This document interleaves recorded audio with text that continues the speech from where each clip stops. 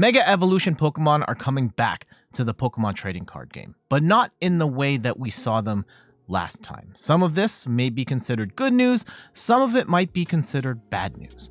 Whatever the case might be, I do want to have the discussion about the upcoming Mega Evolution Pokemon and their potential impact on the game. In particular, are they going to ruin the game because they're 3 prize Pokemon now? I'm Jet from inthirdperson.com. Make sure to like the video, subscribe to the channel, and let's take a look at the Mega Evolution Pokemon, do a very brief history on 3 prize Pokemon and Mega Evolution in the game, and I'll share my thoughts on where I think things currently stand with the upcoming Mega Evolution Pokemon. Now let's talk about how these new Mega Evolution Pokemon work. They actually evolve from your single prize Pokemon. So in this example of Mega Lucario EX, it evolves directly from Riolu. It doesn't evolve from a Lucario EX into a Mega Lucario EX. I know thematically in the video games, you start with the Lucario and then you Mega evolve the Lucario. The card game has taken that step out in this particular instance. And maybe it doesn't perfectly align with the video game, but maybe it makes more sense within the context of actually playing the card game. And just at a surface level, having not played it myself, and seeing how Megas were before, I think I like the solution better. Another defining aspect of Mega Evolution Pokemon in this new era is the fact that they drop 3 prizes. And this has been a sticking point for a number of people in the community because we have had formats where there have been 3 prize Pokemon that were not great. But as someone who started playing at the very tail end of the tag team era, I played through all of VMAXs and played through the Scarlet and Violet era. I don't necessarily think the fact that they are 3 prize Pokemon in and of themselves make this as doom and gloom as some may think it's going to be. But first, here's a quick glance at the new Mega Evolution Pokemon. Not going to go into too much detail on how these cards work. In general, though, very big numbers in terms of HP and attacks. We do see that they've got room for 2 attacks here or potentially 1 attack and an ability. In general, though, my high-level thoughts on Mega Lucario and Mega Gardevoir, I think both of these cards look incredibly strong, with Gardevoir in particular potentially being absolutely insane, especially if paired with Gardevoir EX, the not Mega version of it. But I do think both of these cards are very strong and a pretty cool indication of what's to come. When Mega Evolution was first introduced, the mechanic worked very differently than what we are getting now. Beforehand, we had big, basic Pokemon in their final form. So in this example, we've got Charizard EX, where you just put Charizard out there. You don't have to evolve up from a Charmander or a Charmeleon. You just go straight into Charizard EX. And then from there, you could evolve into Mega Charizard EX. There were 2 things about Mega Pokemon that were defining factors of these cards in their time. For one, these Pokemon dropped 2 prizes, which is the same amount as your Charizard EX. There was no increase in prize total. But the big trade-off here was the Mega Evolution rule, where when you evolved into a Mega Evolution, your turn ended. And I did not play the game during that time, but based on my understanding of what happened back then, and just based on my understanding of having played the game for a number of years now, this sounds absolutely horrible. I think that being able to, evolving up to this powerful Pokemon seems cool, but giving up a turn is such a death sentence in this game, falling behind on tempo. And unless these Pokemon had super insane stats with really cheap attack costs, like there was no way that this would be a viable and balanced rule without making these Pokemon bad. And as it turns out, most Mega Evolution Pokemon did not see play back in the day, and Pokemon scrambled to find some sort of fix for this rule. As a means of trying to fix the problem, Pokemon released Spirit Link cards after the fact, and these were tool cards that you could attach to a Pokemon in order to negate that Mega Evolution rule. But there were a couple problems here. One, you had to find that card in your deck. 2, they didn't make a generic Spirit Link tool that worked across all Pokemon. So you had to, if you're playing a Charizard deck, you had to have the Charizard Spirit Link, at which point they were not all released not all Spirit Links were released at the same time, so certain Pokemon got the benefit of being able to evolve without skipping a turn earlier than others, and some Mega Pokemon did not get Spirit Links at all. And this just seems like a really clunky system, and Pokemon seemingly tried their best to address the problem, but even then, they still kind of fumbled the bag here by making them Pokemon specific rather than making a generic one that could work for all Mega Evolution Pokemon. So even if the new era of Mega Evolutions don't make thematic sense, I much prefer that over the old way of Mega Evolving. Another difference between the old Mega Evolution cards and the new Mega Evolution cards is that the old Mega Evolution cards only had one attack, and based on what we've seen from the new Mega Evolution Pokemon, we've got room for at least two. Well, it's probably going to cap out at 2 attacks, but there's also nothing that indicates that Mega Evolution Pokemon in the new era can't have abilities either. So instead, where Orajab is, maybe we get an ability instead. Maybe they don't, but I love the opportunity that they have here, giving Mega Pokemon the space for an ability and attack, or 2 attacks, making them more dynamic than their predecessors. Now let's get into the 3 prize mechanic and how this mechanic was implemented in the past and compare it to what Mega Evolution Pokemon look like now. We're going to start things off with Pikachu and Zekrom. This was a very strong tag team Pokemon for a while, and in the early days of tag teams, I gather that people liked the tag team mechanic relative to just the other GXs and the single prize Pokemon. People seemed to have the sense that they were fairly reasonably balanced. I came around in the tail end, and we'll get to what was going on at the tail end in just a sec, but let's focus on the early days of Tag Team GX. For starters, tag teams were all basic Pokemon, and that made them incredibly consistent. You could get these Pokemon out on the board pretty easily, but it also meant that there wasn't any nuance to trying to build up to these tag teams. You weren't like trying to build up towards a bigger, more powerful thing. You just got to slap the big thing on the board right away. So the fact that Mega Evolution Pokemon do have the opportunity to evolve, and it adds that whole element of like, it's gonna take time to build up to a Mega Evolution, I really like, compared to tag teams where you just slap down a Pikachu and Zekrom and instantly had the biggest Pokemon in the game without really doing much effort to get that on the board in the first place. Of course, we've established that Pokemon tag teams were 3 prizes, and another factor that made tag teams unique was their GX attacks. And they had GX attacks were just one-time attacks that you could use in the game, but tag teams had this extra layer of complexity to them where you had the move that you could do, which was the big highlighted Tag Bolt, 3 energy, 200 damage.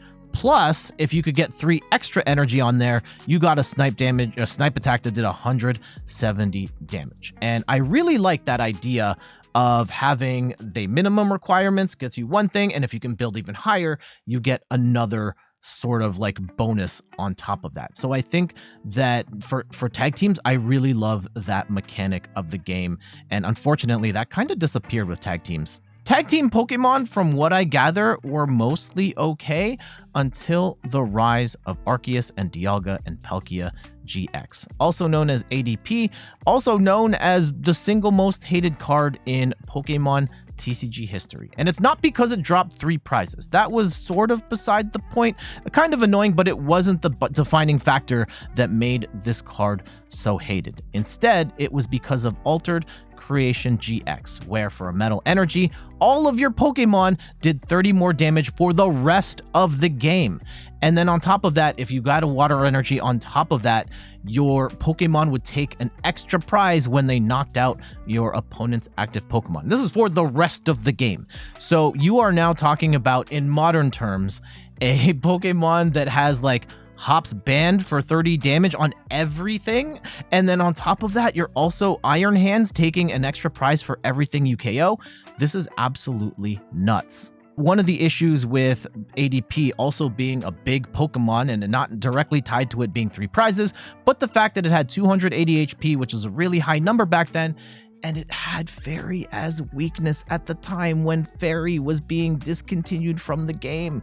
Once Fairy types and Fairy energy rotated out of the game, for the rest of ADP's life, you couldn't hit it for weakness, making it an even tougher Pokemon to deal with that had pretty much an unfair advantage over everything else. And the icing on the cake of the whole thing, when ADP really rose to prominence, was the introduction of Zacian V, where it was a metal attacker that could power itself up, and it was swinging for insane damage. 230 damage was enough to take out a lot of GX Pokemon, and with some damage modifiers, it didn't take too long to get up to taking out some tag teams even, right? With ADP's Altered Creation in play, Zacian was swinging for 260 damage and could potentially take 4 prizes by one-hit KOing a tag team Pokemon or KOing a tag team Pokemon after softening it up a little bit.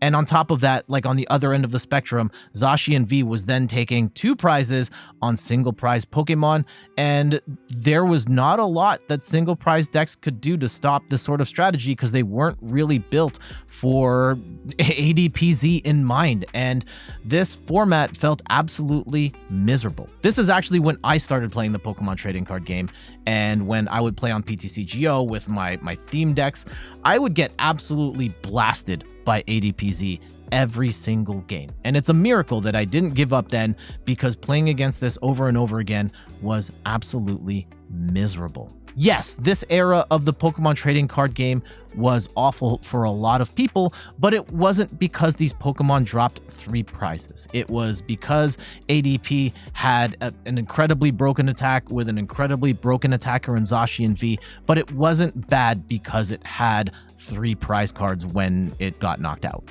Once we moved into the Sword and Shield era, we continued with 3 prizers, but kind of went in a slightly different direction. This time we had Pokemon V and VMAX. VMAX Pokemon could swing just as hard, if not harder, than the tag team Pokemon, but they also had way more HP. Victini VMAX is actually on the lower end for a VMAX, where this one has 310, but we were seeing VMAX Pokemon that had upwards of 340 HP when tag teams capped out at like 300 at max, and that was like an Edge Case Warlord and Magikarp. Most were like 280 and below. So VMAX Pokemon even higher HP than that, and their attacks were very strong as well, but the trade-off was you had to evolve up, kind of like Mega Evolutions, where you start with a big basic of that final evolution and then you go upwards. In this case, like Victini's a basic and it evolves, it Dynamaxes into a VMAX here. So we had this big basic Pokemon that could then evolve into a VMAX. Pokemon V were big basics that dropped 2 prizes, and some Pokemon V were incredible, like Zacian V that we just talked about. But pretty much all of the Pokemon V that evolved into a VMAX were awful, and they were just there as a way of stalling for time while you get to the VMAX, and they were sitting ducks more often than not. As for the VMAXs, this is where you really wanted to get into to unlock your strong and powerful attacks, with the trade-off being that you drop 3 prizes. So again, 3 prize Pokemon still in the mix, but now we have to evolve up to our 3 prize Pokemon.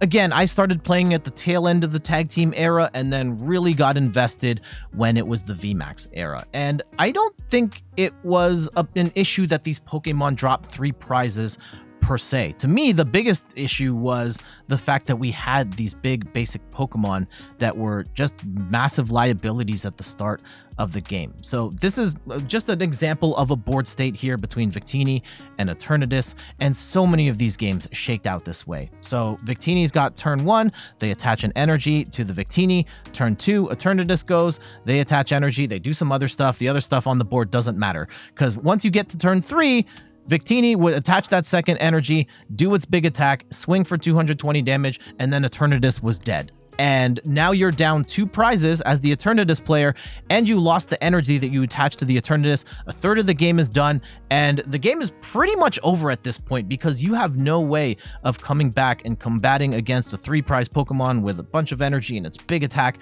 And that's all because your opponent went first and won the coin flip and had a good start, and by turn 3, the game was over. And this issue wasn't necessarily because the Pokemon were 3 prizers. The issue was that we were starting with big basic Pokemon that were not very good. This is a problem that won't be here as part of the new Mega Evolutions, because we're going from basic single prize Pokemon or stage 1 single prize Pokemon, and we're then going into the Mega Evolution. So if you get knocked out at the beginning, it's not that big of a deal because you're only dropping 1 prize instead of 2. Another criticism that's levied against VMAX Pokemon is that their attacks weren't that interesting, or their abilities weren't that interesting. This example of Victini VMAX was just like, it's 100 damage and then 120 more if it's a Pokemon V. You swing for 220, yay. And that kind of was the thread for V and VMAX Pokemon. They kind of just did big damage, and maybe there was some sort of qualifier. Eternatus required a big bench, but we've seen this and we still see this. Terapagos is like this, Palkia is like this. Duraludon VMAX, my homie, love this card. It's just 220 shred. And then I'm not pulling all of the Pokemon here, just a couple of examples. Max Lance, where you could hit for up to 250 if you discard 2 water energy. And then G-Max Rapid Flow, actually one of the coolest attacks in the game, where you just did 120 damage to 2 of your opponent's Pokemon. This was basically a stronger version of Radiant Greninja as we see today. And yes, I think some of these attacks were cool, but they definitely don't have the complexity of the tag team GX moves that we saw in the past. And I think that's a fair criticism to levy on the VMAX Pokemon. But again, that has nothing to do with the fact that these Pokemon dropped 3 prizes. While we haven't seen much of the new Mega Evolution Pokemon, I do think there's a lot of promise here. I do love the fact that Mega Lucario EX has an attack that does decent damage and can accelerate a ton of energy to the board. In particular, if there are other single prize fighting Pokemon that it could power up, that could be awesome. Or you could just evolve, like power up a Riolu and then Turo away that Mega Lucario and go into a fresh one and just kind of loop that over and over again. There's some cool gameplay possibilities there. And then with Gardevoir having that Mega Symphonia with the Gardevoir EX combo is absolutely nuts. And I do love the fact that both of these Pokemon have spots for 2 attacks or an ability or attack. Remains to be seen if we'll see abilities, but based on how these are designed, I already think these are more interesting than some of the VMAX stuff we saw back in the day, and I'm hopeful that Pokemon continues to put more exciting attacks and abilities on these cards. And again, I think that's something they can fix, and it has nothing to do with them dropping 3 prizes. Of course, how could we talk about VMAX Pokemon without Mew VMAX? For some people, they absolutely love this card and this deck, and I am one of them. I am a massive Mew VMAX stan. It's my all-time favorite deck, but I understand why people hate this deck and this card so much. It was a strong player pretty much the entire time it was in the Pokemon TCG, but I don't think it was a strong player because it dropped 3 prizes. The reason why Mew VMAX was so beloved and so hated is because of its support system. How could we forget that Mew VMAX had arguably the best draw engine of all time in Genesect V? How could we forget that it had Meloetta, an amazing single prize attacker that could take out 2 prizers or potentially even 3 prizers in one hit, especially with the support of Power Tablet, which gives you plus 30 damage on all of your attacks, and you could play multiple in a turn and potentially recover them with Silene, so you could power up even more than 4 times. Fusion Strike Energy, which was a way of not only powering up Mew and Meloetta, making it easier to get energy on the board, but it also powered up Melodious Echo for Meloetta to attack, or for Mew VMAX to copy that attack. We had Oricorio, which was in and out of the deck here and there, but it helped you take less damage. And then we even got a bench sniper in Ice Cube. Again, more of a situational tech, but when you look at this core package of just the Fusion Strike cards, not even talking about some of the later techs like Ultra Ball and Path to the Peak,